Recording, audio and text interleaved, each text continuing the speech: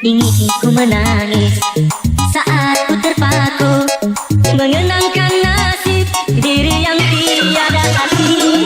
Tak pernah ku nikmati megahnya dunia, bahkan ku tak pernah tahu cantiknya raut wajahmu. Duhai kekasih,